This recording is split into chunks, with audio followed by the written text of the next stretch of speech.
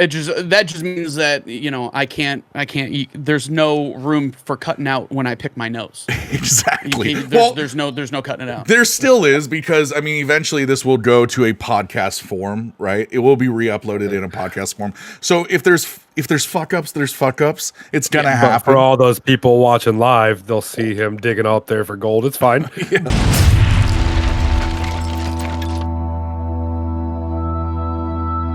What's up, everyone? This is the Lower Midcard Fight Club. I'm Kyle Driver. I'm Brian Van Dam. Oh wow, we gotta work on that. You got. You're on the top left. I We'll go know. clockwise. Okay. Exit stage left, exit stage right. Let's go. Yes. You had $60 events when I was growing up that eventually became $75 events. Then Now we're closer to freaking $100 events on a normal basis. It's ridiculous. Yeah.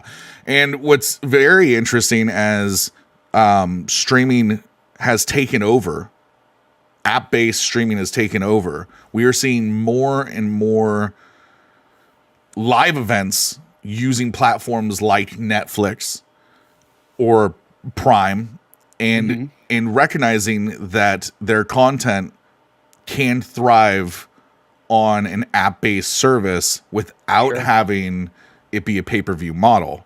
And we're seeing that really with the WWE, whose parent company is TKO, who owns the UFC. And since we are a little off the rails, but this is a great way to kind of start this beautiful podcast. The UFC, Dana White has said recently that he is open to the idea of it becoming a premium live event versus a pay-per-view.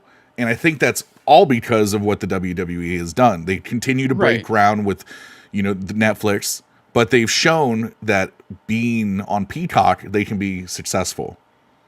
Yeah. It's there, and WWE has always been the pioneer when it comes to things like this, right? Like time after time, they set the standard on how to watch sports entertainment. Exactly. Right. So, it'll be interesting to see, it could be, Dana White looking at how, the WWE is doing things, and then they will follow suit. It just makes more sense that way, right? It does. I mean, especially if you're all under the same umbrella, a little consistency, some continuity, never hurt anybody, and it goes a long way, especially when it comes to people like me. I don't watch boxing. I did watch the Jake Paul Tyson fight on Netflix. The circus, right? dude. Gotta have the listen, if you're into soap ops, you gotta have the circus. So, but it would make it easier for someone like me to consume that content without having to shell out $50, right? 100%. So I think it's, as far as the health and growth of sports entertainment and combat sports, you kind of have to adapt. Otherwise die, right? Yeah. And I would, and not saying that UFC would die. Like, I think UFC is to the point where it's too big to fail. But when you want to, like any other company, they want to be the best. They want to be the pioneer. They want to innovate. They want to, do whatever. You kind of have to do that. Well, in an argument to your point of them failing is the idea that they are being restreamed, pirated in thousands of countries in thousands of ways, right? So if they take a premium live event deal through an app-based service, their money's up front. Right. So, I mean, it's all based off subscription services versus it being based off of numbers for that one event, So it's a much safer safety net, I think, to go down the PLE route, because you're going to have less people who are pirating your content, especially if it's on a platform like Netflix. Or, Peacock. It's if you're on a massive app-based service platform like that, you got to think of all the normies who are not interested in paying that pay-per-view, who are just casuals, who are willing to tune in but just not willing to pay that, right? So I wouldn't say they're failing, but I would say the model of pay-per-view in this digital age is archaic. Very. Oh, 100%. Very. Yeah. And I from what I'm looking at here, I mean, per event, it looks like UFC makes like anywhere between 20 to 25 million per event. Which is, I mean, that's buckets right there. Yeah. So, well, you think about somebody like Netflix. Netflix, they've made deals with, I think today I read they made a deal with Tony Hinchcliffe and Kill Tony, as bringing that on as a live podcast each week or something along those lines, and that's a massive deal. So they're definitely willing to keep adding on. And TKO, they can see the numbers. Obviously, they have the analytics of the pay-per-view model and the PLE. So I think it's just a matter of getting the UFC caught up. The whole Jake Paul, like Mike Tyson thing back, when all that happened. Obviously, Netflix was not prepared for it in the right way. Obviously, we know how the live went with that. People could not get it to stream. They couldn't do anything. But I think with boxing, the biggest thing is if they don't start pushing out events like constantly on streaming platforms like Netflix or Peacock, it's going to continue to go in a downward spiral because no one gets excited enough for like regular boxing matches unless it's like big time fights like Canelo and other things that are going on. That's what we want to see. But I feel like if it's not pushed towards like a weekly event or something like that they've got going on, because there's plenty of boxing matches going on throughout the world constantly on a weekly basis. If it's not pushed towards like a streaming platform of their own, I know they've got DAZN. DAZN's great, but that's another whole entire streaming aspect that someone's going to go pay for just to watch, pay-per-views on there or any kind of like actual premium event for boxing. So I do feel like, you boxing was the thing, and then everything else kind of passed it by. And you're right. It is archaic. Mm. And I feel like,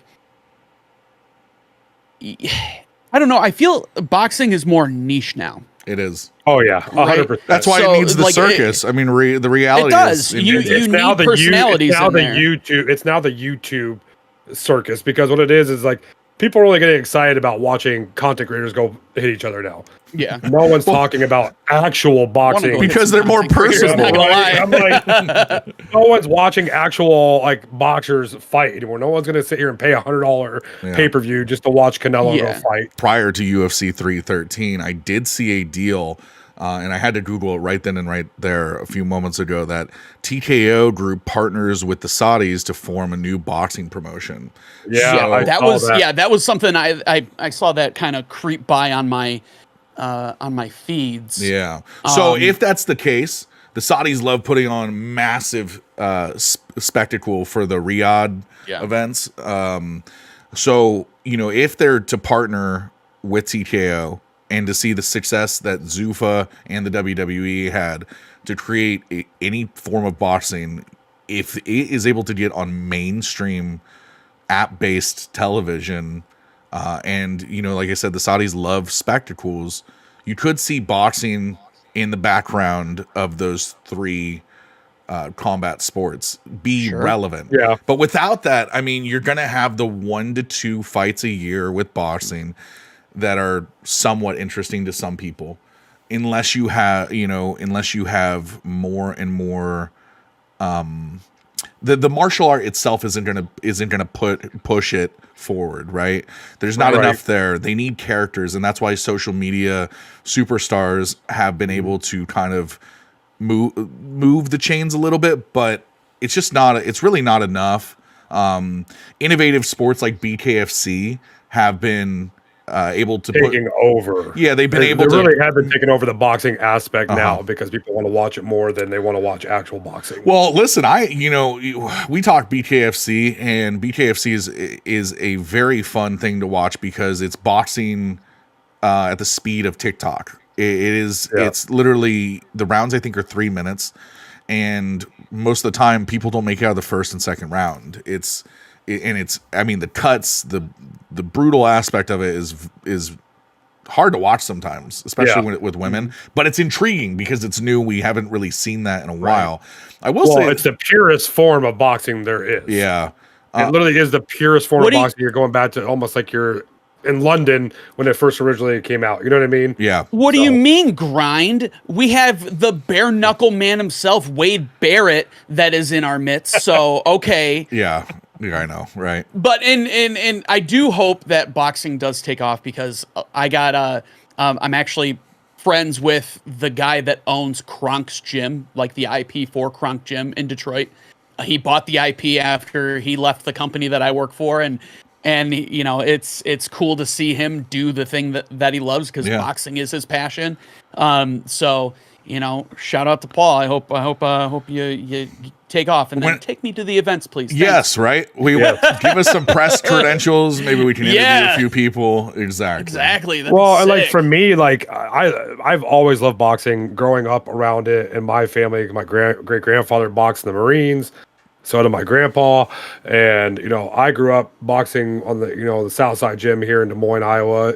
Basically, loving the sport and loving watching like the original, like, you know, you had Floyd Mayweather fights back in the day, you had Sergio Martinez and all these big guys that were fighting back then. Loved those. Now it's like I don't know. For me, it's like I don't know anybody besides the big five that really get pushed out as much anymore. Well, because it's a dying sport, right? Like they talk about the UFC and the UFC's wages and mixed martial art wages where they're not fair and whatnot. But when you look at boxing, it's like the top guys make millions, the small guys make absolutely nothing.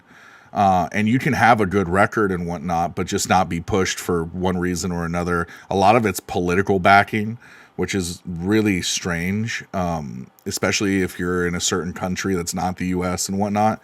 If you can't get your name out there, it's really, really difficult for these guys to get pushed to become on that pedestal. And I know, you know, that's kind of where, you know, when you look at the WWE and you look at the UFC and whatnot, it's very equal. But the thing is, what Van Damme's talking about with the idea of the, you know, I don't want to call it the golden age, but like the 90s boxing, is that it didn't really have much competition in combat sports. You had wrestling, which kayfabe was 100% at that point. So most people believed what they were seeing, but early 90s, and me and Kyle have talked about this multiple times, where early 90s, the WWE had its ups and downs, where it was super popular in the late 80s and 80s, and then early 90s it just dipped, like it wasn't very successful. So you had, you know, having Mike Tyson late 80s and whatnot, and then everyone else who kind of came to rise in that early 90s period allowed boxing to be successful, whereas with the UFC was frowned upon. You remember that, right? There was no competition in that martial art regard. So now with the WWE being bigger than it's ever been, it's on everybody's television. I think it's so funny. I'll scroll on TikTok and I'll see these people being like, "Man, I wasn't into wrestling, but I watched John Cena's heel turn," which we'll talk about later. And man, it got me into wrestling again, you know? And so when you have moments of the UFC going viral or the WWE going viral, boxing doesn't have that. And so they need TKO, they need social media, and it would be sad to see it be left behind, but something needs to give. And I think with Dana and Turk, really, with that signing that they did with TKO and the Saudi, I'm hoping, but I believe it's going to start skyrocketing, because they're going to put on bigger events. They're going to get bigger name fighters to come in. They're going to start promoting a lot of these like big time social media boxers as well to really push that out. So I'm hoping that with TKO's help, they'll actually create that same aspect where it's like almost like Kyle was saying, it's kind of in that background aspect, you know what I mean? But it's still relevant. If the UFC signs to a PLE deal, and the WWE is on a PLE deal, and they do back-to-back weekends of PLEs and whatnot, you're probably not turning on boxing, which is really bad. You know, it's not a good thing for the sport at all. And then you think about how many UFC events there are each month, and you think about how many times pro wrestling, the WWE alone, is on television. I can't even keep up with it. Like it's on so much that you gotta pick one. You gotta pick like, one. It's like you gotta pick one, or you're DVRing everything. I'm dating myself. DVRs don't exist now. Everything's all you can watch it on demand. You made me feel. We got the hey, listen. I got the reference. That's what matters. Yeah, I am all the old heads will get it. You got your VHS tape out there, and you were. You had to put it in. You set it. You had your TiVo. Boop, boop, boop. Anyway, but you got to pick one, or you're going to be sitting there binging the entire weekend, and then the weekend's done. So there's a lot of fucking shit out there, and you just got to kind of pick and choose, which sucks, but it's also, a land of the plentiful. And you know that's why we got 3 of us. Yeah. Because we got to keep up with everything. So it's like, that's exactly what we talked about right before this, is that with having 3 of us, there's more time to catch these little things like TKO making this deal, or, this boxing deal. Like I just remembered it the moment I started talking about, bringing up boxing. It's like having one of us catch that is definitely going to make this easier, because we can't watch all of it. However, with that being said, we have narrowed down today to 2 major events that we haven't been able to talk about. And now we're finally able to talk about them. So this is the fun part. This is where we get to jump in, recap, and react. Let's start 2 weeks ago, the WWE Elimination Chamber. We go into the event knowing that Jey Uso he has won the Royal Rumble, and that he is decided to face Gunther at WrestleMania. So we have one spot. The winner of the men's Elimination Chamber will go on to face Cody Rhodes at WrestleMania. But it's a little more interesting than that, because we have The Rock come the previous SmackDown and say, Cody, I want your soul. Right? And he says, I'm going to be at the Elimination Chamber, and I want you to make up your mind. Do you want everything? I can give you everything, but I want your soul. So can we add like the from the Nightman Cometh? You got to pay the troll toll if you want to. Right. It was a very. That interview or that moment between the segment was very just cringe. I wasn't a fan. I was like, where are they going with this? I think that just might be because we might be sour grapes on The Rock at this point, just because with his stupid fucking People's Championship belt that he carts around everywhere. He stopped carrying it though. Finally. I was wondering. I was like, I wonder if there's a prop bet on this, if he comes out with the belt or not. Oh my God. And I'm glad that I didn't, because I would have lost money, because I think he's just cringe now. I don't know. I can't explain it. Even my wife, who has no skin in the game whatsoever, she goes, I can't fucking stand him. He's so annoying. Go back to Hollywood. I'm like, ma'am, you don't even watch this shit. I feel like they're just trying to push him so hard. Obviously I know he's part of TKO, but they're just trying to push him so hard, keeping him relevant on top of also trying to get people to be like, oh, hey, the old heads are going to come and watch The Rock and Cena and yada, yada, yada. So it's but yeah, I agree with you. That freaking People's Championship belt was annoying as shit. Yeah, that was, it was a very weird, it was very weird seeing that the People's Championship belt was to honor Ali getting inducted into the Hall of Fame, and Ali's wife gave it to him because he's the people's champion. I didn't really understand it. I didn't get it. I didn't get it. It ended the Hall of Fame. That's how the Hall of Fame ended last year, which started out amazing with the Paul Heyman, situation, and then went 4 hours deep into people were getting carded, 90-year-old wrestlers were getting carted out there to say things for an hour long, and I'm like, dude, I can't watch this anymore. And so the next night when he came out at WrestleMania with the belt, I was like, what happened? Where did this fucking thing come from? And then when I found the backing of it, I was like, this is the dumbest thing I've ever heard of. But you know what? We'll get into The Rock here in just a minute. Before that, we had a crazy Elimination Chamber event. And I think it's important to touch on every single match. Yeah. Opening the Elimination Chamber, we had the Women's Elimination Chamber match for the Women's World Championship. Yes. It was Bianca Belair versus Alexa Bliss, Bayley, Liv Morgan, Naomi, and Roxanne Perez. Now, I texted Kyle back and forth.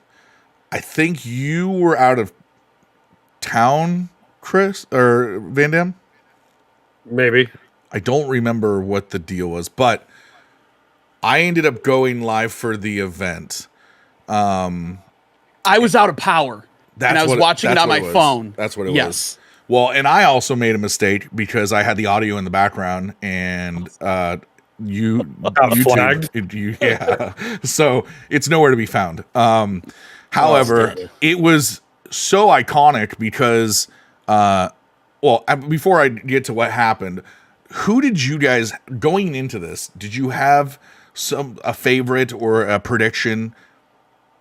Either of you?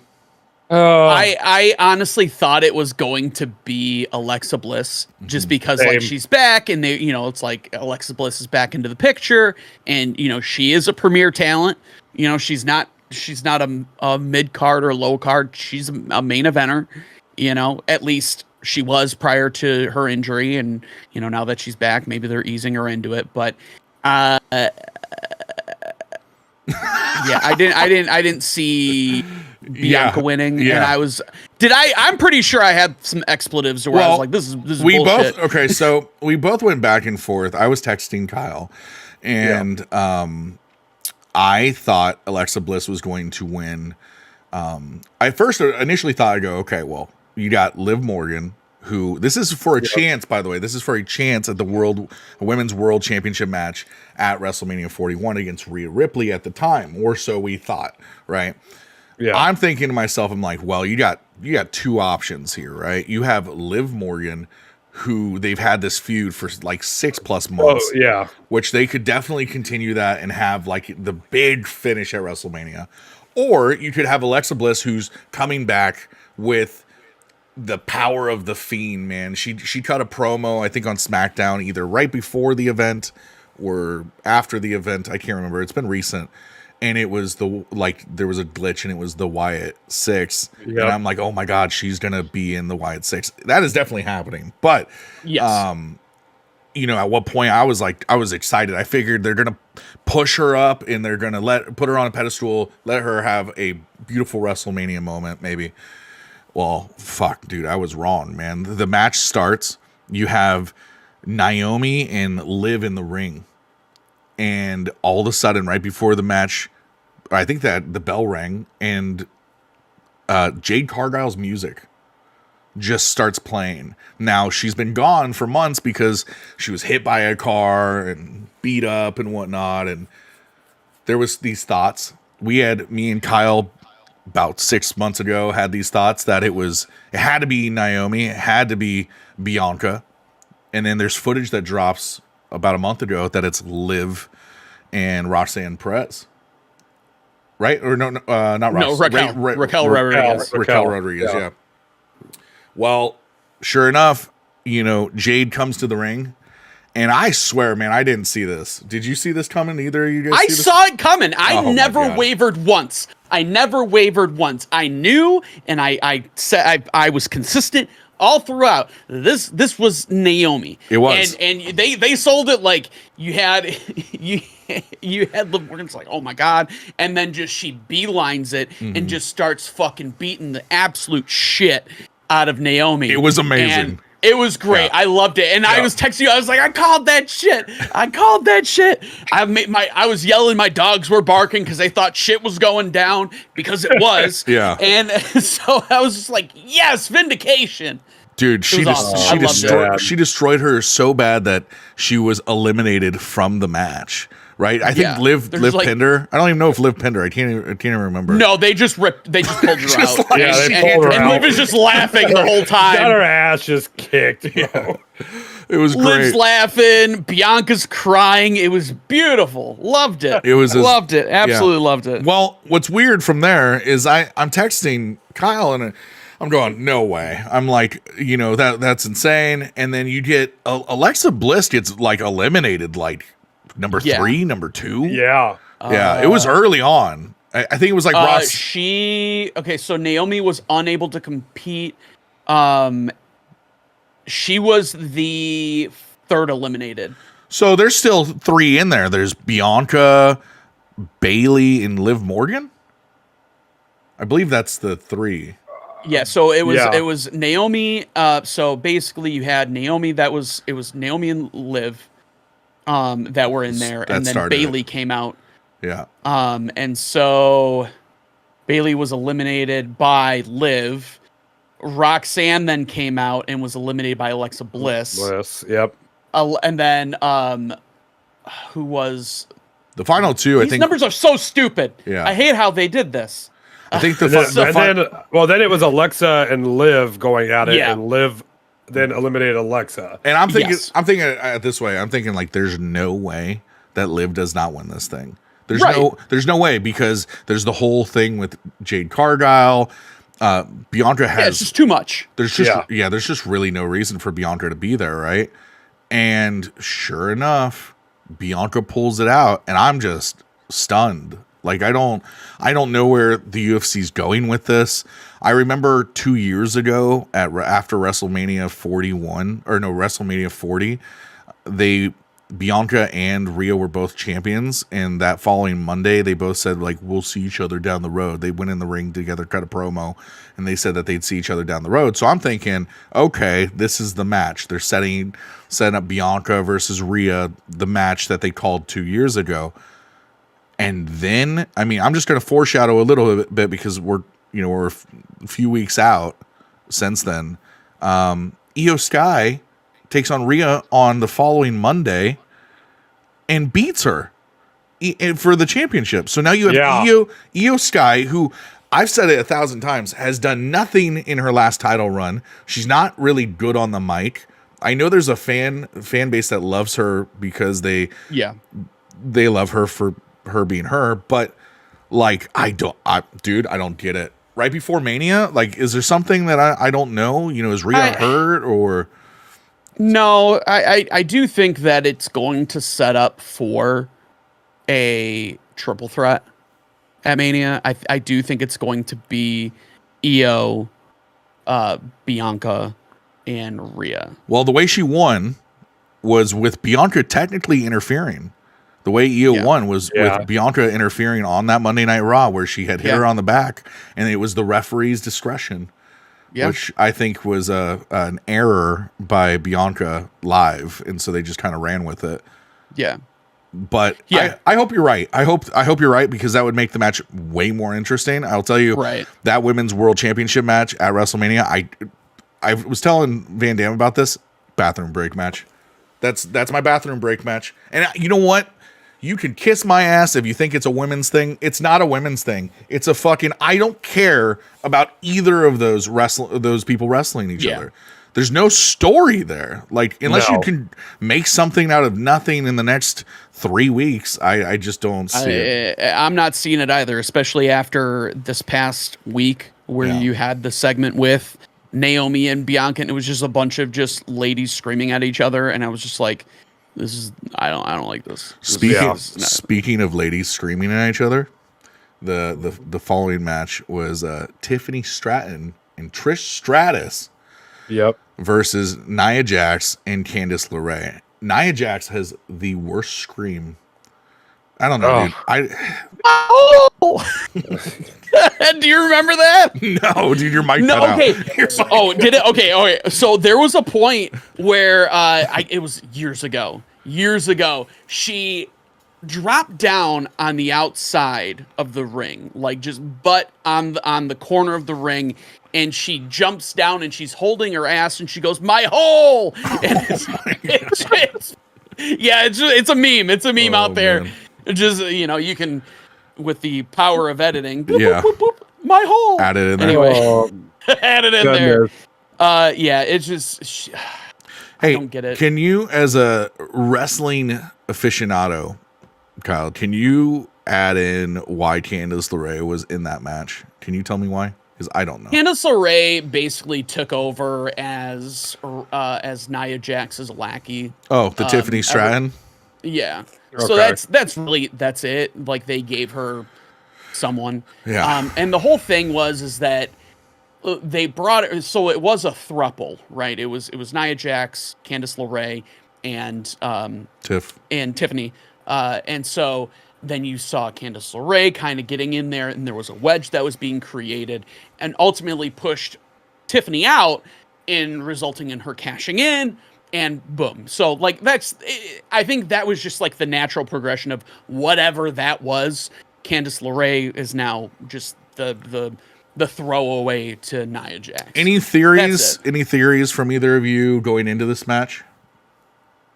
No, I thought really. I thought it was a clear and straight just gonna be Tiffany and Trish, because it was in Canada, and you have a legend that's in the ring, so you're not gonna have the legend lose. So, man, I wish my brain worked like you.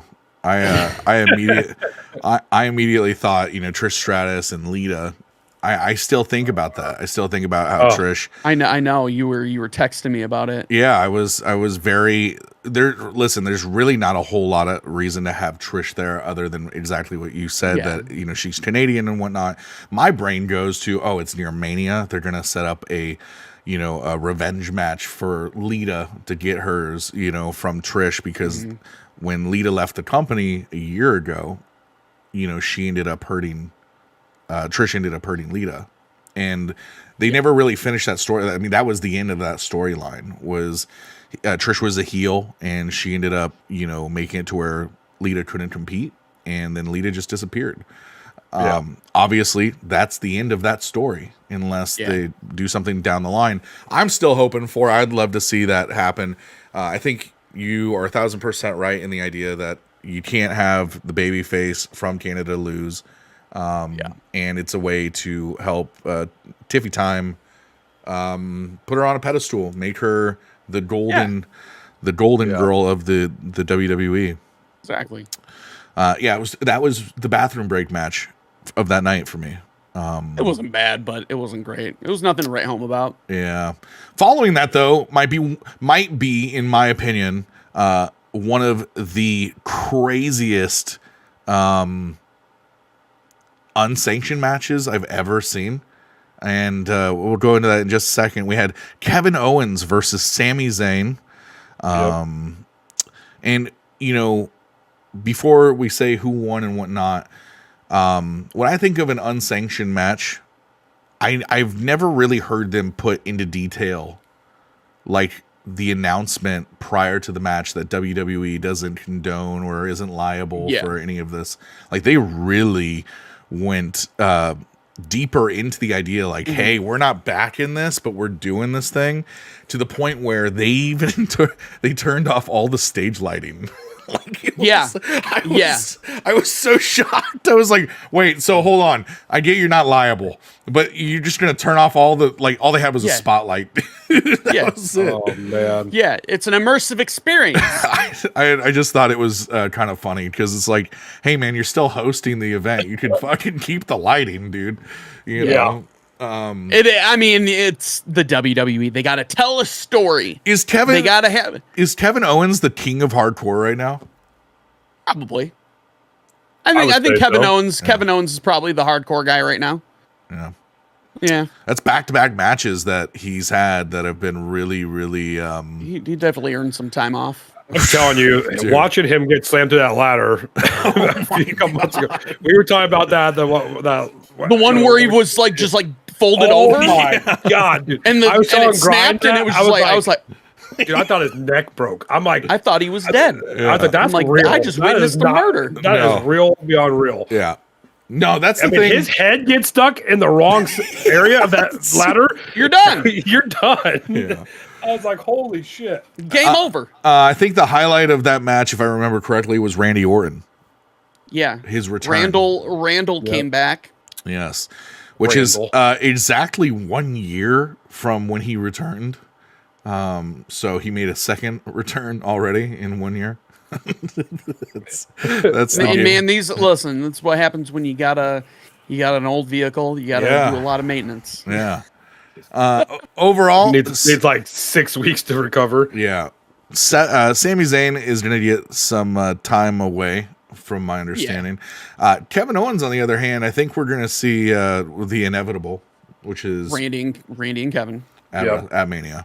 And where do you go? This is the question to the two of you. Where do you go after an unsanctioned match? Because Randy Orton is going to take this at Mania and make it a much bigger spectacle than an unsanctioned match. Because if you remember years ago as a heel, and we're not talking that long ago, when Edge returned and Edge had that, I believe it was an unsanctioned match with Randy.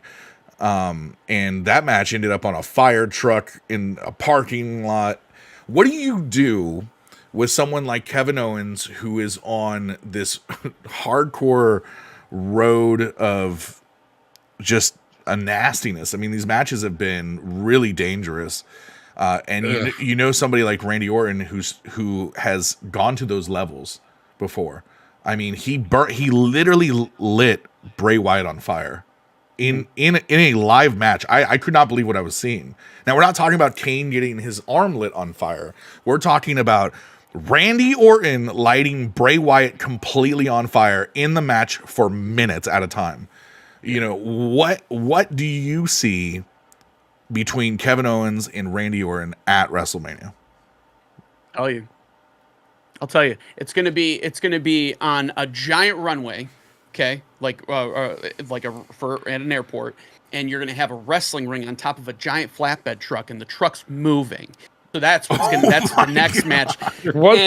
And then the caveat, you have two milk trucks that are driving on both sides, shooting milk turrets at them while they're wrestling, dude, making it more dangerous. Oh my god. Dude, yeah, one being a milk truck and Kurt Angle driving the milk truck, right? And then the other one being Stone Cold with the beer truck on the other side. It has to be a beer truck and then a milk truck, and they're fighting. Because nothing better than milk and beer at the same time. Exactly. Oh, my stomach just curdled. Jerry, what's up, man? Thank you for being here. I appreciate it. That's hilarious. I mean, I don't know. I top that one, Van Dam. I'm not even trying to. I'm not even going to try to top that. But do we really see like Randy Orton really put himself through like an extensively hardcore match with Kevin Owens at WrestleMania? Yeah, I mean, we do, and I'll tell you why. Because he was showing signs of bringing back the soccer kick, the punt kick, which has been banned from the WWE for like a decade because it's not safe, and he's gonna do it. They've held him off. They've kind of showed it a few times, like he's gonna do it, and then he's not able to do it, but it's gonna happen. I guarantee you it happens with this much like lead in, especially at WrestleMania. They're trying to show how much this match really means. If they're gonna let Kevin Owens do the package, oh my god, yeah, and they gotta let Randy do the boot. And they have to. You're gonna see at least 11 each. Yeah, I don't know. I want some CTE with my match, okay? Yeah, I don't know. I mean, I just want to see Kyle's version of this match happen. That'd be, that's all that's on my head now. I just want to see WWE. Call me, dude. It would be amazing. I think we'll leave it there. We know Kevin Owens won. It was a crazy match. It was definitely kudos to both those guys, man. I don't know how Kevin is on this pace because, like Van Dam said, man, it's like one little minute error and you're not waking up tomorrow, So, and we watched the Hardy Boys back in the day go off these ladders and do stupid shit. Yeah, but him being slammed to that damn ladder just it made me sick to my stomach watching it. That's the thing, man. A lot of people look at wrestling, and that's what I was trying to say earlier. It's like the TikTok generation is like, whoa, man, John Cena turned heel. Wow, that's crazy. Like I'm back into wrestling. But it's like, dude, if you knew what these guys did, right, for the sports entertainment aspect, what they put their bodies through, the outcome even if it is like pre-predicted or pre, if it's fixed, right, it doesn't take away from what you're watching, because it's like going to the movies. As long as it's not predictable. And I will say that wrestling has never been this unpredictable. There are times where you're gonna kind of see where things are, but I'll tell you right now, man, every time I think I know where it's going, it's taking a different direction. And I think that's fresh minds, younger minds at work writing this stuff. And I think the people that are, the Kevin Owens of the world, they're special. They're a breed that is a prodigy of generations of just normal wrestling. It's not that anymore. It's much bigger. And so, you couldn't just put a normal person through a ladder like that. It's they would die. No. And they die in Minecraft, So We need an Apocalypse Tower Inferno Gauntlet. Yes.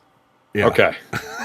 We need a pool. Scratch Kyle's idea. I want to see that. We need a pool, a giant just vat of water with sharks, okay, that are in there, shark infested tank with a scaffold over it. And then they joust, and then obviously whoever gets eaten by the shark loses. Do you remember Bash at the Beach, like 94? Oh my gosh. Yes. They used to be like, there's sharks in that water. And I remember like one of the Bash at the Beaches, they throw Ric Flair into the water. And they're like, oh, he's going to get eaten by sharks. And then it cuts. Sharks. Yeah, and then it's like end of the show. And as a kid, I was like, oh my God, like Damien says, nah, they need to fight a kangaroo. I will say that some of these wrestlers will sell that. Like I was at I don't know if y'all have ever heard of Shikara. It's not a promotion anymore because, sometimes people do shitty things and it ruins things for everybody else. But there was a wrestler that just got completely destroyed. He was like one of the ant wrestlers. I don't know. It was like a lucha ant or whatever. I don't remember. It's fire ant. He got destroyed and he laid there in the middle of the ring, lifeless, while everyone left. Like he laid there for a good 50 minutes while the entire place emptied. It was great. I love it. I love that shit. That's dedication, man. Yeah, dedication. Dead for 50 minutes. Not moving. Just not moving. Just minutes. fire ant in the middle of the ring, just dead because everybody else is demolished. leaving. The janitors are all sweeping up the popcorn. They're poking him with a stick. Are you good, bud? Oh man. Oh, man. Talking about kayfabe and heels and good guys and bad guys. We had our main event of the WWE Elimination Chamber 2025 between John Cena, CM Punk, Damian Priest, Drew McIntyre, Logan Paul, and Seth freaking Rollins. Now, every single one of them have their own direction, their own story that more than likely would be told headed to WrestleMania. The question leading into this is, what is that story for each one of them? And as we saw with each one of them, we got to see progressively what their stories going into WrestleMania were. Kyle, you want to touch on that at all? So, I mean, which one? Let's start with who got eliminated first. I believe the first person that got so it started off with Drew McIntyre and Damian Priest. Yep. Okay. So they wrestled, and then it was Logan Paul was the third. Yeah. Okay. So Damian Priest was was eliminated. No, Drew McIntyre was eliminated by Damian Priest. Yep. I think. That sounds about right. The way that this graph looks, it doesn't make sense to me. Drew, okay. And then you had Logan Paul eliminating Damian Priest. And then you had CM Punk eliminating Logan Paul and Seth Rollins. And then that left us with John Cena and CM Punk at the end. Right. So obviously Cena's doing his return. Well, we'll get to that. Get to that in a second. But like the other matches that we kind of found out, kind of regarding the situation with the other people that that didn't end up winning the match, right? So, like, for instance, Seth Rollins and CM Punk, their feud never really got handled right then and there. So we can talk about that here in a minute because that ended up leading up to Monday Night Raw, which was yesterday. Logan Paul, I believe Damian Priest and Drew McIntyre now have unfinished business. Logan Paul, I'm not sure where he fits in the mix. I haven't really seen anything. I could have missed it. So he doesn't have really any connections.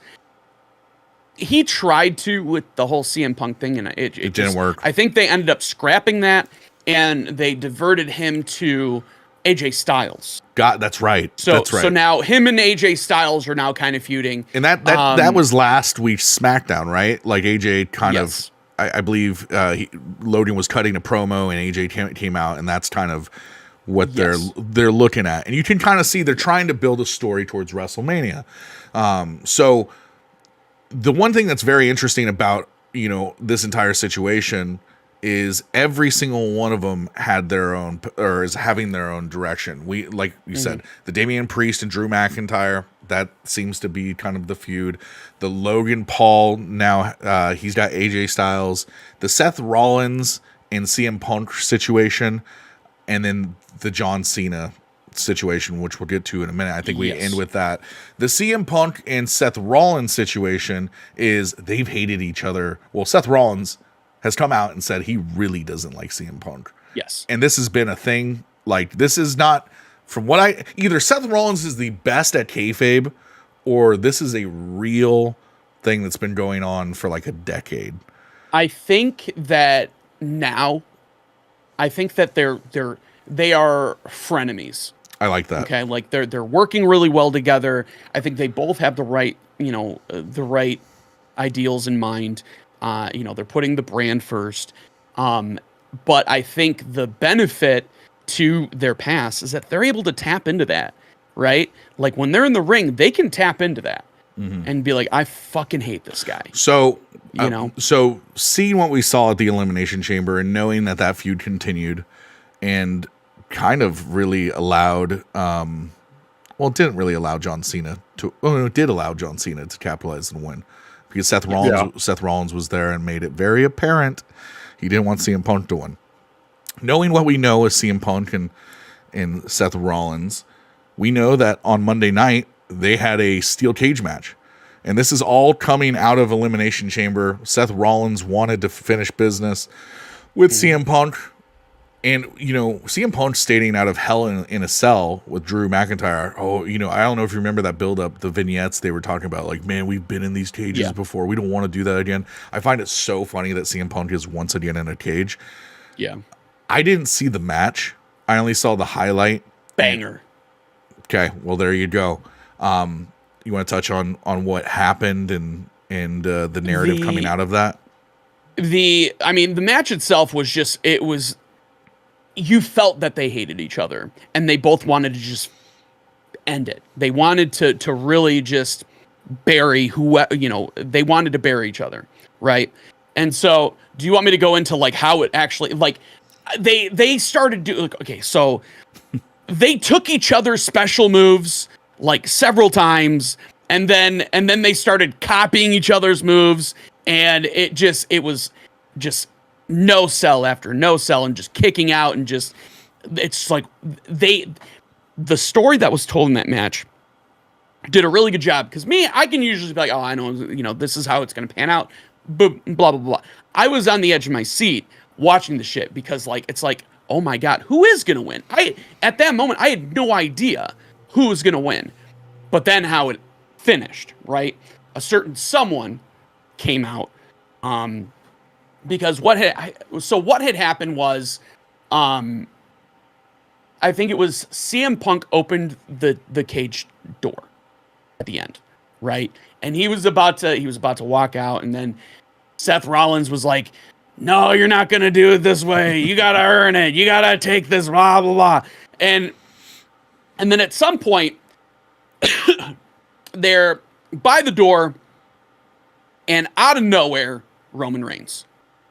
And just snatches Seth Rollins out, right? He just snatches him up and just starts beating the shit out of him outside of the ring, which consequently he ended up winning.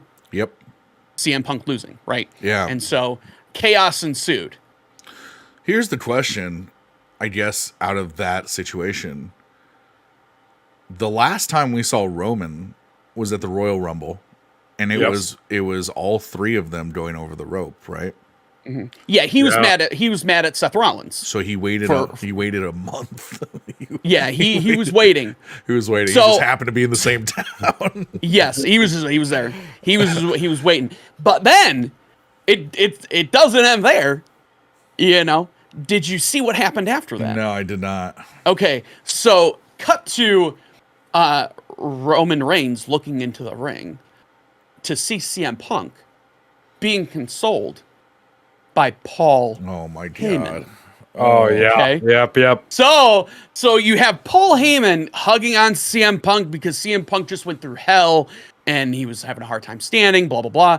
So Roman Reigns goes in there and beats the shit out of CM Punk, and that's basically how the shit ended. Okay, well, before we move on to the big guys, what do you think? What do you think CM Punk is saying to Paul Heyman? Because what we've known for a while now is that CM Punk is owed a favor from the wise man. What is that? What is that favor? What is he consoling in him?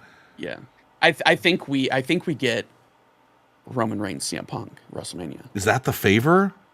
I think that might be. Interesting. I hate for it to be simplistic like that. Yeah, I know.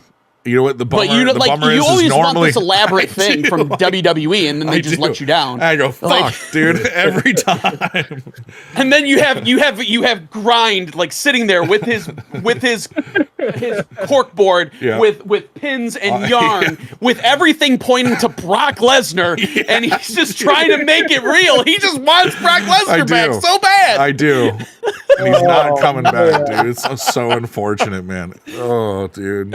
Hey, those were good times, man. I miss my brother. Yeah, well, you know. I miss Suplex City. So that I think that's the obvious answer for me. Like, obviously, I hope it's a little bit more zestier than that, but you know. Yeah, I feel like you're fucking right, and that's so sad, dude. I do have the track record to back it up. You do, and it's a good. Just saying. It's a good match. I mean, I could see it being that or a triple threat. I see, if Seth doesn't really have anybody else to work with, so why not make it a triple threat? You can have the Seth storyline with Punk and the Seth with Roman and last year's WrestleMania. It's like you can do all of it. So let's so do you all can of have a nice match with them. Yeah, it'll be fun. And, it'll be fun. Maybe they'll add a fun stipulation or something along those lines. Moving on from that is the final tie-in, which is the John Cena arc. The change that maybe did you see coming? Did either of you see this coming? I had no I had no idea. Clue. No. None. Zero. It was hinted. I've seen all these people online put the puzzle pieces together back when Bray fought him in 2020 at WrestleMania, and they talked about how they have the little scene with him in NWO where he's turning heel. And that basically stating that John Cena had never turned heel, but inside there is a heel in there and whatnot, and he's playing everybody, and so it's interesting as somebody who's a big fan of Bray Wyatt to see them tie all those pieces together. I love that, but I will tell you in that moment, man, there was just you see The Rock and you see Cody go, "Hey Rock, go fuck yourself." Yes. And you're thinking, man, this is just great, but where does The Rock now play into this? That was my immediate question, because following last year's WrestleMania, you had The Rock who said something along the lines of like, this isn't about like the short game, this is about the long game. And he had said that like on his way to WrestleMania night 1 last year. And I remember telling you, Kyle, that this isn't about WrestleMania 40. This is about a longer story, and this is something with Van Damme that we kind of you get to be included in, because what you were saying is that the Rock is being pushed on us, everybody's kind of over it and whatnot, but there's a bigger story that he's telling. Now, I thought maybe it is TKO. Maybe it is the idea that they just want him to push, Cody over and get eyeballs on the screen and whatnot. But there's a story that's being told here, and it's been told with the Roman Reigns era, the tribal chief bloodline that started it. And then it took a weird turn into, after WrestleMania, The Rock said, our story between me and Cody is just beginning. And then he disappeared forever. He gave Cody, I think it was the episode of Raw, the first episode of Raw on Netflix, like, he kind of gave him a pat on the back. They drank tequila together or something. What did he give him? Remember when he handed him something? Did we ever find out what that was? The watch? Was it the watch? Was it a watch? I might have been. I don't remember. I don't remember what it was. But then for weeks he ended up he gave him a truck. He gave him he gave him a truck. He gave him like a buffet of sushi. He's like, and then it comes out that he wants his soul, and I'm thinking, where is this going? Like, what are we getting? The corporate Cody? Is that what's going to happen? And then Cody, does the one thing that he says, go fuck yourself. And I'm thinking, okay, you're going to have, and I told Kyle this, I go, oh my God, he's a genius. They're setting up for icon versus icon versus icon, 3 generations, Cena, Rock, Rhodes. And that match is just insane, right? You got to have, the Rock you would think he would want to wrestle and whatnot. But then the weirdest turn I've ever seen in pro wrestling, and I don't know if it's just because it is Cena or it just feels weird in general. I don't know. I don't know how I feel about it, but Cena ends up turning, man. He ends up turning to be a bad guy, kicks Cody in the nuts, and it's all about the title. It's all about winning that 17th world title. Yeah. Is it just me, and this is completely like off track, but does John Cena now look like Ernest, like that actor from like the Goofy movies? Yeah, things have changed. I will say that. Yeah. When he made his face, like I was like, oh my God, that's Ernest. Yeah, he's the fucking Ernest. The fact that Ernest you just shared the image. Yeah, I shared the picture. It makes it even better. Because now I'm looking at it like, holy shit! I can't unsee it. No. My God. He's kind of hunched over now. It's like he's on TRT or something along those lines. Now but he's old. It's very strange because his physique is incredible. Yeah. But then he was very pale, and he's just, the face just, he looked like almost like his movement is not, his body movement, everything. You probably have a little ring rust in there and all that stuff. And I'm sure he's trying to get really in, to prepare for, what's to unfold here. But he does look different though. Like he doesn't look, and I don't know what it is because you can obviously see his body's in shape, but whatever. He's just aged. That's it. Yeah, I don't know. That's all I'm seeing. He just hasn't tanned. He hasn't gone outside. He's probably been busy and doing shit and whatever. He hasn't gone touch grass. He looks great in the movies. Yeah. I'll tell you that much. Live, it's a little different. But you know what? Kudos to him. He's able to do the damn thing. He's as strong as ever. It's not like he's less strong. He just looks a little. When he made that face when he was hugging Cody, he looked like a buff Babe Ruth or something. Like it's just Ernest. He looked like buff Ernest. It looks Ernest is too tan though. Ernest is too tan. No, I can't unsee this picture. I've got them side by side. That's just how it is, man. And I just ruined it for everybody. Yeah. Hold on. There actually might be. I'll never unsee it. This is gonna become a fucking meme now. Kyle's gonna make a damn meme out of it. There's already one. Hold on, I got you already. Hold on. And you get oh my goodness. Oh wow. Wow, you're right. Yes. Oh my God. Dude, he could totally be Ernest. Wow, that is crazy. Yeah. He's definitely much lighter in color though. I feel like yeah. I mean, again, it could be, it's the fluorescence grind. Relax. I know. I have my issues. Yeah, he didn't listen. He didn't have his nipple suit or Yeah. anything like that. We're good. So don't you worry. Dude, it We're is really all hard. I good, mean, dude. am I the only one? It is really hard and really distracting anytime he turns around and you see that bald spot. It is like, Oh my Dude, I think he God. should have went with the high and tight like he did before. are we going to get that though Yeah, in the heel maybe. turn? I don't know. You I don't know. know. I don't know. Are we gonna get Word Life? No. Are we gonna get Thugonomics a little bit? I think he's going to take a play out of the Undertaker's playbook, and you're going to get a new morphed version where it's not American Badass, but it's not. you know, it's not Undertaker. Bro Undertaker. Hawk. Bro Hawk Undertaker. Yeah, you're going to get some form of. All I thought when you said that was, have you seen Shorzy or Letterkenny at all? That's No. all I thought. All I heard in my head was bro dude energy, because they have a thing called their bro dude energy. Yeah. I was like, oh god, It's Bro Hawk. Hawk. But yeah, so him turning was obviously the I would say the shock and awe of the year so far. That was it was a thing that we've never really I was thought- shocked. Yeah. I was floored. I was like, no fucking way. It's like we're seeing this. Yeah. Like Yep. I never thought in my lifetime I would see heel Cena.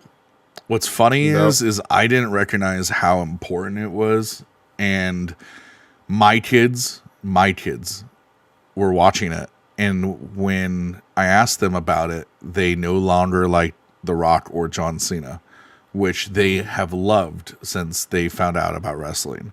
Damn. And this was kind of one of those moments I'm like, oh, you're having it done to you for the first time. You're right. You know, where you don't understand why it's being done. You just know it's being done and whatnot. And all I can do is feel for all those Hulkamaniacs when Yep. Hulk When he Hogan turned to NWO. Yeah. Yeah. you know, Oh, but it's weird because John Cena and The Rock have been these mega movie stars. To be in something like Moana and then to be the final boss in the same year is kind of fucking whack, bro. right. I don't know how else to put it, but to see a child's face not be excited and be a Cody Rhodes fan, not a Cena, not a Rock fan, blows Well, did my you mind. see the pan that they shot of the kids that had Oh, like I can- all John Cena stuff on? Yeah. And like just the faces they were making, I was like, montages your on heart- montages my heart on as a TikTok, dad, I was bro. like, oh, Yeah. I feel for Yeah. you. But at the same time, you now know what we felt like Yeah. back It's like, then. oh man. And you know what? It's very rare to see that nowadays. So Yeah. it was it's a great moment for the WWE. It's a great moment to be a fan. And sir. if you're in on it like we are, you know, the Cena turn is exciting because it's like, what does that mean for WrestleMania? What does the Rock's character now mean, right? Is it what Van Damme said? Is it just there to push eyeballs on the screen, or is it there for a much bigger purpose, right? So Yeah. Only one way to find out. yeah, we're getting close, And you're man. watching. We're getting close. And then between that and now, we've talked about the Io Sky taking the women's world championship from Rhea. We don't know what Rhea's plans are. We'll find out in the coming weeks. Nope. Roman. I mean, we have Charlotte and Tiffany Stratton at Yes. WrestleMania. That's Yeah. going to be a great Right. match. That's gonna be great. I mean, we didn't really talk about Royal Rumble too much, but yeah, that's the one No. person that we didn't talk about. I Yeah. thought that was a very interesting choice, Charlotte Flair. But you know what, dude, she can perform. She looks good, Yeah. and then to have Tiffany right there with her, I think that's Yeah, absolutely. changing of the tides. It's a great moment. We have LA Knight getting his US title back. What? Okay, so that literally, when I saw It that, didn't make man, sense to me. What the It didn't make- fuck are we doing? What are we doing? Because this is the Io Sky situation all fucking Yeah. over again. Last time me and you talked, it was when Shinsuke Yes. won the fucking title. He never defended it on a PLE, Nope. and all of a sudden, LA Knight fucking wins it back from They didn't- Shinsuke. What are we doing? They didn't do shit with Shinsuke, and I think that they wanted to try it right and just see what would happen. It didn't catch fire, and I think they were like, "No, we're giving that shit back to LA Knight." Fucking And stupid. so dude. that's it. I don't think that they should have given it. He shouldn't have dropped the title in the first place, because I do think that when you have someone like LA Knight, they can elevate that title, right? He made that title relevant. It was important. It was important prior to that. It was. He was sitting there every week. He was sitting there doing matches for the U.S. title. He was, he was being a champion. Because when you have a mid-card title like the U.S. title, fucking title, like you have to be in constant that contention. U.S. title. That U.S. title has such a funk on it, bro. It really does. It goes. There's moments where you have, what was his name? Austin Theory. Theory, who's become a lower tier card guy, who I think he's actually in NXT now, who held that fucking thing for a year, beat Cena in a match that Cena should have easily won. And, he gets put over time and time again, sucks on the fucking mic, not interesting to watch. And then finally, I think he gets beat by Rey Mysterio. Oh. Yeah, Logan Paul had the U.S. title for a bit. Did Logan Paul take it from Rey? Yeah, he took it from Rey. Okay. Yeah. And that's when it became relevant, right? Because you started to see this stretch of time where it's like, okay, yes, Austin Theory had it, and yes, he beat some big names, but it wasn't like important. It didn't feel important. And it started to feel important again. And then you had the feud between Rey and Logan, but then the big feud between LA Knight and Logan that felt real, felt like mid-card level, a title. And then he loses it out of fucking thin air, dude. It wasn't Shinsuke Nakamura. It made no sense. No. It was, you're right. It was a dumb title drop too. He got like poked in the eye or some dumb shit. It was a dumb title win when he won it fucking the other night.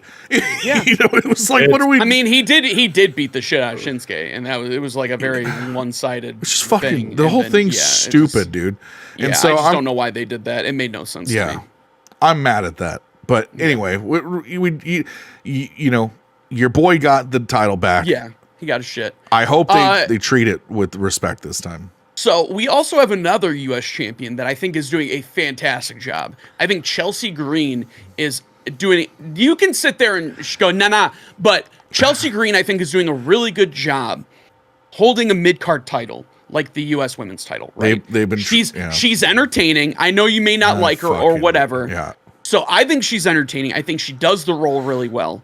And we have a new We have a new character in the mix with Alba Fire, right? So so this past Monday there was a United States championship match between Michin and Chelsea Green, right?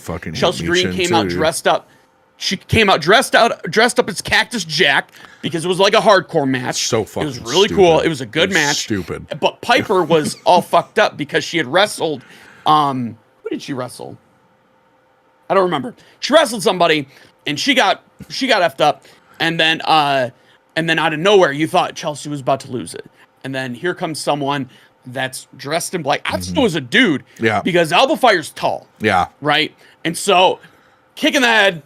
Chelsea Green wins. It's Alba Fire. She salutes Chelsea Green, so it's looked like we got another faction, Secret Service person. Hello. Maybe a little faction going on. I liked it, and you can't take that from me. Yeah, I can't take it from you, and I don't want to, because you know what? I truly believe that Chelsea Green she's good, and we've talked about her a lot before, and I believe that she's needed a moment to shine, right? But at the same time, it's just weird choices, dude. Like the Cactus Jack thing to me was like, what? Like, I don't know. But hey, I'll tell you this. I believe that there's a lot of big name people like a Bailey and whatnot and a Naomi who I'd love to see at the mid card level for the new Intercontinental Women's title and the Women's US title. I actually really like that. I wish they'd stop presenting them as main event women, because I feel like the women's main event scene could be so much better. There's so many women who are up and coming and really have a lot of talent. And some of these people, because they've been around longer, obviously they're getting that 10-year aspect where they're main carding, which I think is actually hurting some of these women's matches. Like we've had our talks multiple times about Nia Jax. I mean, fuck, go to the mid card. Like nobody wants to see, like. And I just don't want to see her on the product at all. I don't think she's good for the product. Yeah, no, but I'm just saying, like a Bailey, for instance. Like you haven't. I think Bailey would be good. Perfect mid card. I think she's got enough weight to be relevant with it. I think she would make a really good Intercontinental Championship. And I think that's something that we've talked about for a while with the men's division. It's like you have the Intercontinental Champion, the U.S. Championship, and then you have the two big boys. Right, that's it. Like, and then there's the tag team division, which for some weird reason, I don't know who it is in the WWE who's not a fan of tag team matches, but they just don't put them on PLEs at all anymore. Like for the belt, it just doesn't happen. So you only have 4 titles per women's and men's divisions. They should be held by very apparent superstars to push the brand forward. And I get you're trying to give certain people some time. Green. Chelsea Green. She is a perfect person to put on that pedestal and to make her champion. I'm just not a fan, and it's more because of like who she's with and whatnot. I feel like it could. I don't know, man. I like the way Tiffany Stratton is bubblegum, right? Mm-hmm. And I feel like Chelsea Green is very similar, and I just wish Chelsea Green would go more bubblegum, less fucking. I don't know what she's doing. I don't know how else to explain it. It's just. I think you may. So if when you get time, and it may come soon to where we actually have the ability to watch Lucha Underground, which is a good segue. Which I've heard. What I was going to. Yes. So TKO has acquired the rights to Lucha Underground. Yes. So they've bought the trademark for Lucha Underground, which Chelsea Green was one of the talents on there. So if you get a chance, watch some Chelsea Green matches on Lucha Underground. I think a lot of the matches are online. Give it a watch. That's how I know her. That was my introduction to Chelsea Green, and I really liked her there. So I don't know. Maybe I'm jaded. Maybe I'm a bit biased. No. I think it's a good opinion. So, I just you know. So, but yeah, I don't know. I think that like even if it may not be something that you like, she does it well. Yes. Right. Before we get off the WWE topic, sure. We have one new star, and when I say star, this guy is taking over. In what you can say, he's bringing luchadors to the main screen. He's bringing. I think he's probably the reason that Lucha Underground is being bought, specifically because of Penta. Yep. And Penta is a star. He's been a star outside of WWE for a while now. The first time I saw him was against Moxley, and it was an AEW in a Texas death match, I think. And he had taken like skewers and stabbed Moxley in the head with a thing of skewers. Yeah. I was like, oh my God, this guy is just playing dirty, right? Yes. And that's the first time I think I had ever seen him. He great matches, and I do think you're going to see a shift too, because they are getting these incredible talents of lucha wrestlers, right? Lucha is perfect, and I think you're going to see a lot of them appearing over there, right? I mean, even Rey Mysterio was on Lucha Underground. So with that being said. That being said, and everything we've just kind of pointed to on Raw last night, there was a new luchador who just made an appearance. And at first I was like, oh my God, who is this guy? And he did his signature suplex. Chad Gable is pretty much Mr. America.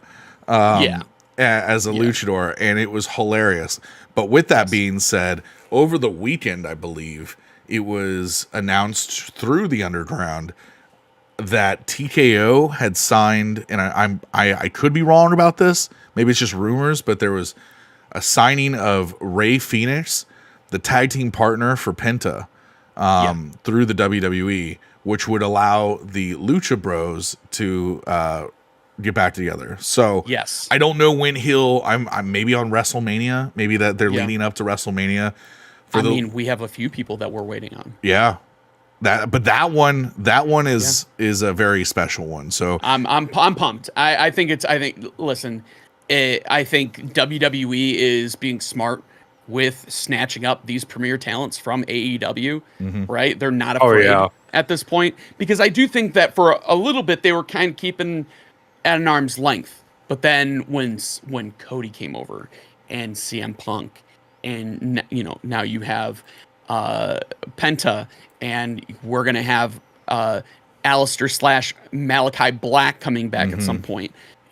So who knows what the thing is gonna be? And even when it comes to Chad Gable, who was on his quest for fire, so to speak, he was told that he needs to be Lucha in order to beat Lucha, right? So who is teaching him?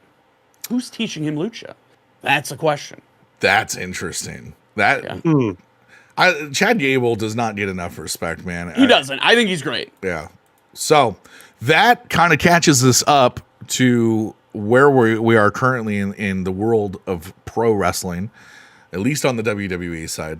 Yeah. And I'm excited to see in weeks coming, next Tuesday when we're here, I'm excited to break down what we've seen on SmackDown and Raw.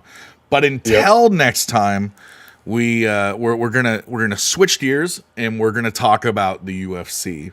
We're not gonna get too crazy because we're coming off. There wasn't really a lot of crazy in this. Well, there was, and there wasn't, and there's some hypotheticals. The cool thing about pro wrestling is you can go and you can really derail the thing into months ahead. Where with the UFC, I have a few things that I could kind of derail and talk about for the future, but inevitably, and this is what we talk about in the live format when we're watching the reaction to the event, is that MMA math does not make sense, right? Nope. It almost makes as much sense as pro wrestling math. It really does. But it's harder to dream of these dream matches in MMA or boxing because especially in boxing because there's politics, but in MMA because MMA math means people get shut down, and when they get shut down, they don't continue storylines. They stop in their tracks. That is it, and it becomes unfun in that area. That's the sad part. So we will talk about we're just going to talk about the main card because I think there's enough right there to kind of touch on the speaking of the freaking main card. Holy crap. This is what's so interesting about the UFC is you can kind of going into the main card, you can kind of see what the atmosphere's been like, what the fights have been like. If it's more of a night where it's all knockouts and whatnot, I feel like the fighters have a lot of pressure on them to perform. If it's a night where it's all decisions and whatnot, it's a little more leisure and whatnot. And going into the main card, you had just on the main prelims, you had a decision, split decision, TKO, submission, and then decision. So it's kind of all over the place, right? But our first fight of the main card. Now we're getting settled in. Me and Van Dam are getting settled in. We're talking. We're just chit chatting back and forth with each other. Yeah, and Mauricio Rufy versus King Green. Now I'm going. Now Mauricio Rufy is part of the Fighting Nerds, was what they call them. Kyle, this is a little bit. They're called the Fighting Nerds. It's a big group out of Brazil. Yeah, and they all walk around with these taped up glasses that they wear to every event, and the whole freaking group was at this fight, right? Yes. And Mauricio Rufy is part of that Fighting Nerds group, and he's everybody loves him. Yeah, he's on the rise. He's got a great record, and King Green he's an MMA vet. He's very experienced from all hell. Yeah, and he's I believe he was coming off I can't remember if he was coming off a loss. I think. I believe so. I think. Yeah, I can't remember. Was it Patty Pimblett? Was that who it was? Or was Yeah, that, he just lost to Patty the Batty. yeah, I think that's what it was. But other than that, his record was pretty solid and pretty well put together. And so, you start looking at it, and there's an age difference, right? And there's a reach difference. And you're going, okay. And I love the underdog in this, man. I would love to see King Green do his thing. And the entire time, Van Damme's going, dude, these MMA nerds, he's like, dude, look at them. They're all in the crowd. He's like, these guys are on the rise, right? And I'm like, they're cool. like the top fighters in their weight classes right now. Yeah, I'm thinking to myself, I'm like, cool, this is, whatever, right? And it's the same thing with the Brazil. I'm not a Brazilian fan, man. They did the shoot to box back in the day with Anderson Silva and Machida and Shogun, and so I'm not a fan. I have my own issue with Brazilian fighters because they're so fucking good. They take over, dude. And this guy goes in, the bell rings, they're feeling each other out. Like they're tapping with each other. And I tell Van Damme specifically, I go, man, he's got this like karate Machida like stance where it's like he's literally measuring as he's measuring his like opponent. A bounce. He's literally bouncing, and he's measuring with that hand the entire time. And I'm like, we're chit chatting. We're not even like not even 2 minutes in. We're just talking. And all of a sudden, Brian said something, and it's like, dude, all hell breaks loose. He throws a right hand that looks like it's full motion. Throwing a body hook. Yeah, he's throwing a full body hook. Now it was a left hand. It was a left hand. Okay, Leo, a big looping left hook, like he was throwing to the body. Yes, and normally when you do that, you can kind of see them if there's anything to follow, any kicks to follow, or anything after that. You can kind of see a telegraph of like, okay, it's coming, right? This guy followed through with the left hook. And as he's following through, he turns it into a cartwheel kick or spinning wheel kick. Spinning wheel kick. And it lands perfectly on the guy's like temple and just knocks him out, lines him cold. Like it was a video game. Like this is the first fight of the main card, and we're just like me and Grinder, like both jaws drop, and you see us on the live. We're like, what the fuck just happened? It was amazing, but a problem at the same time because we're 2 minutes into the main card, and the main card goes for 3 hours, dude. Yeah. And so I'm watching it right now. Yeah, it is so disgusting. Even when they showed it on the replay, see, look at the same face, face, dude. It is one of the best knockouts I've ever seen, because there was no telegraphing it at all. Like you would never see that coming. It barely looked like he hit him, but that took him down. Oh yeah, threw this hook. You didn't even see like I think, okay, you're gonna throw the hook and you're just gonna kind of back up. Yeah. No, that hook and his whole body with the direction just full spinning wheel kick and just knocks him out cold. And I'm like, what the? There's no training that you can do to make your brain defend that. Like if you can't, and you gotta recognize these guys see things that we don't ever look for, right? Like, they're looking at the way that their legs are, at their stances, what they're kind of do, but what the opponent's hips are doing. Yeah. Like, it's just different things you're looking at when you're in the ring. But a great MMA fighter. And when I say great, I mean, I'm talking like Anderson Silva versus Vitor Belfort, the front kick to the face. It comes out of nowhere, and you can't see it come at all. And that looping left, following it through all the way, because it could have been a punch. It wasn't a fake. It was meant to land. Oh, he was trying to throw a body hook and he just missed it, but at the same time followed it through with that wheel kick was just absolutely. And to put on top of that, he received one of the $50,000 fight of the night bonuses. Oh, he had to performance that night bonuses. And that's the thing. That's how the card started. Okay, so you're starting with that going. Yep. Oh my God, this card's amazing. But at the same time, you're like, well, the next fight, there's no way it lives up to that. And honestly, at that point, how do you make a better knockout of the night? You're going to have to reach for the fucking stars. It's just not going to happen. Right. And so, the next fight is the women's strawweight. And I tell Van Damme, I go, uh-oh. And he goes, what? I go, it's the only women's fight on the entire card. Right. Which it doesn't happen anymore. It No, you usually have at least 2 of them or 3 of them, and I believe, depending on the prelims and stuff. I believe that they weren't even top 15. I can't remember correctly, but no, they both were. Okay. Maybe it was the opening fight that wasn't top 15. But anyway, point is that it's the only women's fight, and so even with them being top 15, it ended up being that they were both Brazilian, and they just really didn't do much. Like they didn't want to hit each other. No, it's like they talked before the fight and said, "Hey, don't hit me in the face. I want to look good for the after party." Yeah, because it was like they didn't do anything for freaking 15 minutes. And me and Grind, I'm like, look at Grind, and I had just taken a gummy. Yeah, and I'm looking at Grind. I'm sick at the same time. Yeah, like I'm going, this fight is going to make me fall asleep, and I'm not going to make it through the rest of the card. Yeah, and so that's how bad it was. And it was that bad. He started getting sleepy, so it went to decision. It was unanimous. It was not it was one of those fights that you could see the person who lost potentially being kicked out of the UFC for, because they just were not going for it. And so following that, we're like, okay, now we're split. We just had the most amazing knockout in a just like we're watching paint dry. And so it's like, okay, what is the rest of this card going to look like? Well, following that, we ended up actually having a pretty good match. At least started out pretty good. It looked like it was going to be pretty interesting. It was Ignacio Bahamondes. We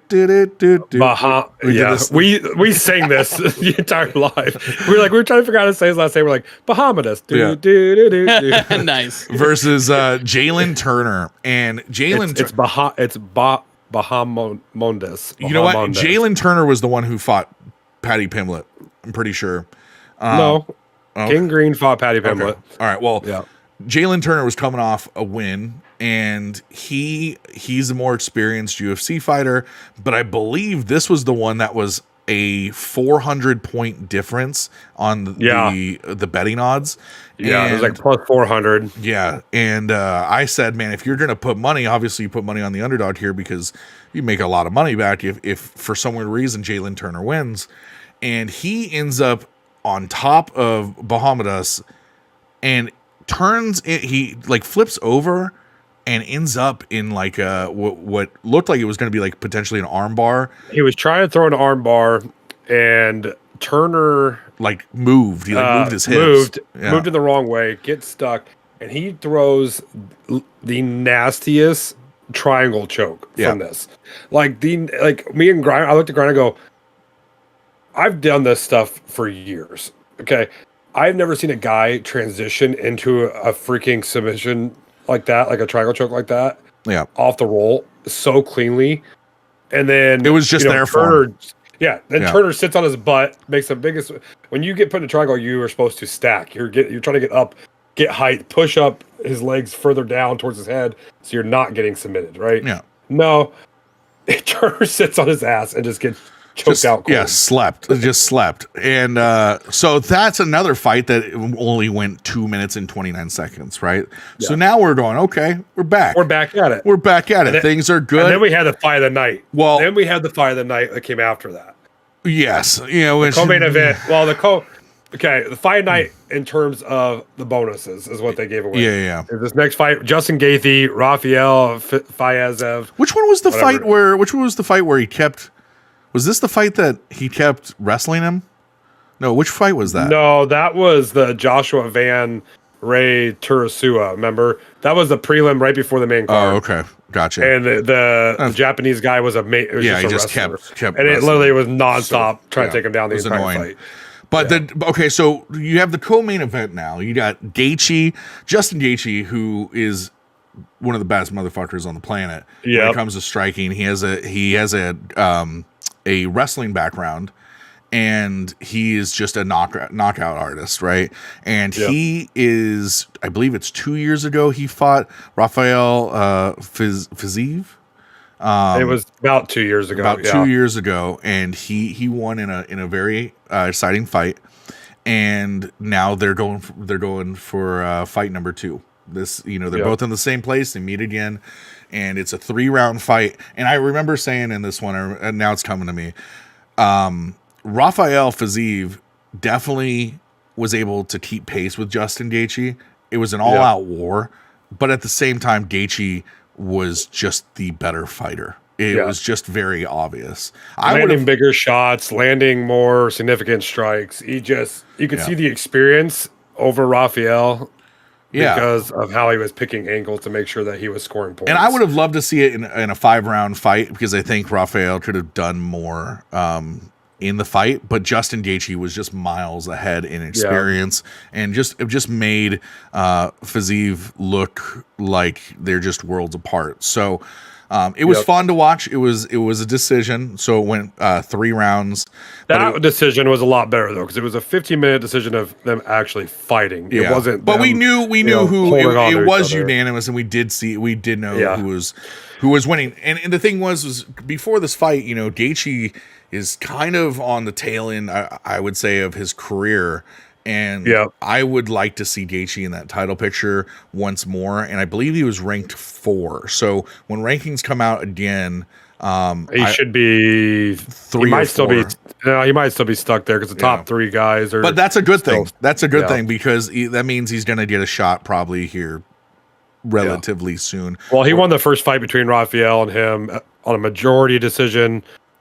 And this one, it was a complete unanimous decision. So it's a difference in the scoring of how they did that. But then to finish off the card, man, we had this is where I think we can get interest. We were back and forth. We were on this because I had I didn't have the favorite on this. No, but here's the thing. So you have Alex Pereira, who's a superstar, right? He's a massive superstar. Yeah. He's and this was something that me and Van Dam kind of debated about prior to this match is he like superstar level, like a John Jones or a GSP? Is he somewhere where he can get into the because he's like one of the main stars right now for the UFC? Yep. Is he at a level where he can take that leverage and utilize it for a super fight? And he's almost there. He was almost there. There was conversation of him potentially fighting John Jones, moving up to heavyweight, and him and John Jones having a super fight because John Jones, there's not a lot left for John Jones to do, and he's what most people consider the greatest of all time. But Alex Pereira is that guy if he could get past Muhammad Ankalaev. And Ankalaev is from Kazakhstan, which where a lot of these UFC fighters. Dagestan. Oh, is it? I thought it was Kazakhstan. Well, it's one of the stands. One of the stands. I'm just kidding. But no, you're right. You're 1,000%. And one of the fucking Mohammeds, dude. I swear to God, there's so many of them and whatnot. I'm like, what part of Russia? Where? And the big thing with this is right now we gotta understand too, Kyle, is that right now that section of the world is putting out the top fighters. There's another dude that I'm going off looks, but I was just like, oh, I've seen that guy before. But there's like, I don't know. There's there's 15 of them, dude. There's 15 of them. Ankalaev. And like four of them are champions right now. So No, it started with Khabib. When he fought Connor, him. Yeah, that guy. Yeah, no, there's 15 of them now, dude. I'm not even sure. They cloned him. Yeah, they're all out of his camp. They're all out of his camp. Yep, and they're all in the stands, bro. They're all in the stands. And they all they're all wrestlers too. So every one of them. They all come out of that area and they all wrestle bears like as children. They all wrestle bears. They they are bred to literally just wrestle in the snow, dude. That's like their thing. Yep. And so this match starts, and Van Dam, now it's all you. Yeah. So it starts out, man, and you're thinking, okay, Alex Pereira's gonna come out, do his thing like he always does. He's gonna pick angles. He's gonna, keep a distance because he did have a reach advantage. I believe he had the reach advantage over Ankalaev. I'm pretty sure. But Muhammad comes out, and right after the first round, I looked at Grind and said, I'm telling you right now, he's taking the next 4 rounds after that first round. And Grind's like, no, there's no. He was like, no. I mean, we got to watch this fight. I looked at this, and Ankalaev, literally put Pereira through the freaking ringer just in the first round alone. He did. Pushing the pace, pushing pressure, lighting him up. Like, he was landing big, significant shots. And then all of a sudden, it was like 4 more rounds after that. We're going to championship rounds. And all it was Pereira just could not get anything going against him. He Not was a single thing. He was gassed, and then on top of that, since Ankalaev changes angles because he's a wrestler, he was able to strike with him, making him think. Like, and this is what happened against Conor McGregor versus Khabib Nurmagomedov, which was the fight where Khabib was able to just Khabib. Let's be real on that. Khabib literally just made Conor look like a jackass. Well, he did, but he was able to sit Conor down because of the fact that he made Conor think about the wrestling. He made him think about the wrestling, so he actually was able to knock down Conor, which none of these guys have a ton of power because they're wrestlers. But the thing is that if they make you think enough and they take you down, they kick you, they hit you and whatnot, you don't know what angle they're coming from, and so you can't really get your motor started. And the thing was what you saw in Pereira was you saw him get tired as rounds went on, but he couldn't ever find the range to get comfortable. And so Ankalaev, which I actually had Pereira in round 1, I think that's what they had said as well. But the thing was, it was close. And you were saying, like, because of the different angles Ankalaev was taking, that Ankalaev had won round 1. I thought Pereira had done more in that first round, but after that, it was unanimous. I mean, Ankalaev after the first round, it literally he came out in the second round, and it was downhill for Pereira the rest of the fight because the way Ankalaev was striking with him made Pereira look like he wasn't even an actual striker at that point. No, he tore him apart. He picked him apart, and inevitably, this is the bummer about mixed martial arts: is you have a fan favorite, somebody who kind of just takes on the star power, and lately it's been Stylebender, Sugar, Sean O'Malley, now Alex Pereira. Patty Piblett's still on the rise. He's still on his rise, but he's a name. Like that's he's a name. But those three though that I named, they all have fallen. And the bummer is they've been on UFC game covers, magazines. They've had it all. And those are the guys that make the super fights that interest the more casual fan. Unfortunately, those are the people that I love rooting for, and this has happened so many times where I've got my heart broke because it's like, well, now that Alex Pereira John Jones fight, it's never happening. There's no reason for it. No, so the only real fight that we're going to look forward to is Jones and what's his face, the New Zealander. That's actually happening. They announced that for I think it's like UFC. That's the fight everybody wants right now. That is the fight that everybody in the UFC. Yeah, it's on paper. It's written down for 3/15. It's in June or something like that. 3/15, 3/16. I can't remember, but they announced it the other day. So inevitably, that's your card. Alex Pereira ends up losing the title. You have another another It's going to come down to the Brazilian fighting nerds and everybody from Nurmagomedov's camp being the stands. That's what I mean. That's the Bear Club. Yeah. Yep, the Bear Club. And that's the problem, right? Is you have these guys who are technicians who are able to find the gaps and whatnot, but it doesn't make it exciting. Like the crowd was booing the entire time, not just because it was Ankalaev, but because it was one dimensional. They were booing because of how popular Pereira is. Yeah, and you could tell that they wanted Pereira to find his will to fight back in that fight. But Ankalaev is also not looking. He's not looking to finish a fight. He's looking just to points on the board, win each round. Right. So if that doesn't mean he doesn't choke somebody out or knock somebody out, he's just going to grind and make you look stupid. And that's going to be the fight. And that's the problem with paying $75 to $100 for these events is you know, at least in the UFC at the very end of the night, you have John Cena turning heel. You know what you have after Alex Pereira loses? Fucking nothing.